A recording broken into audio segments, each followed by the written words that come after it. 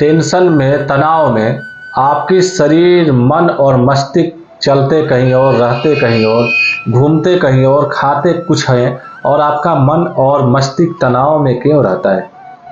जन्म कुंडली में आपके कौन से ग्रह आपके ऊपर हावी हो रहे हैं कि ताकि मन मस्तिष्क आपका तनाव में रहता है, आक्रोश में रहते हैं, गुस्सा में रहते हैं, उत्तेजना में रहते हैं? सोचा है कभी आपने? ये तनाव का कारक ग्रह कौन से हैं? अपनी जन्म कुंडली खोल लीजिए। जन्म कुंडली के पंचमें, पांचवा घर, सातवां घर और नौवां घर।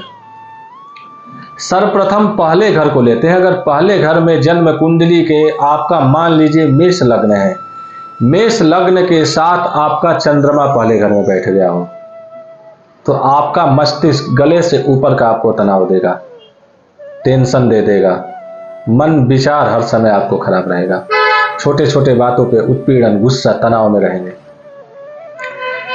चौथा और पांचवें घर में अगर आपका चंद्रमा हो और सूर्य की दृष्टि हो, राहु की उस पर दृष्टि हो जाती है, तो आपका मन मस्तिष्क को तनाव में देगा और आप परेशान होते जाएंगे।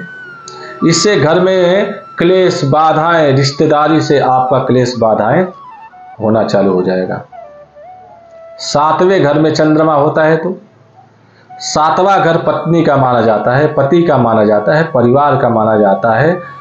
अगर इस घर में चंद्रमा, सूर्य और राहु की दृष्टि हो, या चंद्रमा, सूर्य, राहु, मंगल हो, तो आपकी पत्नी से नहीं बनेगा, पति से नहीं मिलेगा, घर के लोगों से तनाव में रहेंगे, रिश्तेदारी से तनाव में रहेंगे, संतान से आपकी मतभेद होता रहेगा।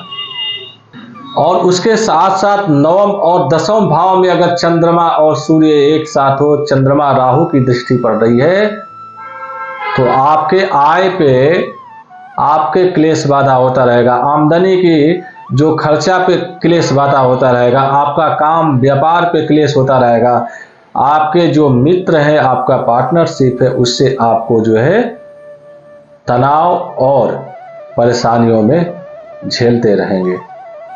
आठवें घर में अगर होता है तो आपके शरीर के लिए तनाव देगा, रोग के लिए तनाव देगा, क्योंकि मन खराब हो जाएगा, मस्तिष्क खराब हो जाएगा, घुटनों में दर्द होगा, बैक पेन होगा, पेट में, सर में समस्याएं। अष्टमेश का अगर चंद्रमा, सूर्य और मंगल होता है तो आपको ये रोग की उत्पत्ति या मन की टेंशन या तनाव को बढ़ावा दे देता है।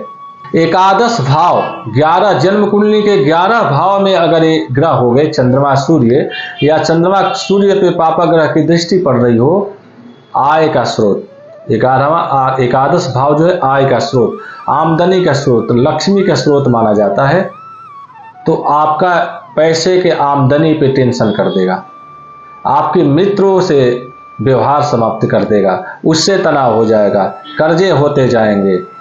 अब द्वादश भाव में आते हैं, यानी जन्म कुंडली की लास्ट भाव 12वें घर। 12वां घर जो होता है खर्चे का घर होता है, तनाव का घर होता है, आमदनी, अठनी और खर्च रुपया का घर होता है।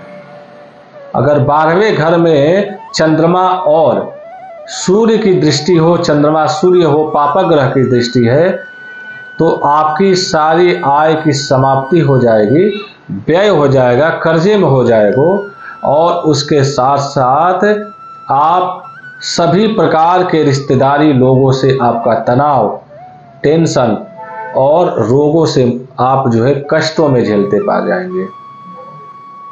समय रहते मन और मस्तिष्क को ठीक कीजिए और जन्म कुंडली का अवलोकन करा करके आप इसका अच्छे प्रकार से उपाय कीजिए। लास्ट में उपाय बता रहे हैं हम आपको, अमावस्या या पूर्णिमा के व्रत कीजिए। अगर जन्म कुंडली में ऐसा आपका हो रहा हो, अमावस्या और पूर्णिमा का व्रत कीजिए और उसके साथ साथ पीपल के पेड़ में मीठे जल आप अर्पण कीजिए, तो इस समस्या का निदान होगा। जय माता दी।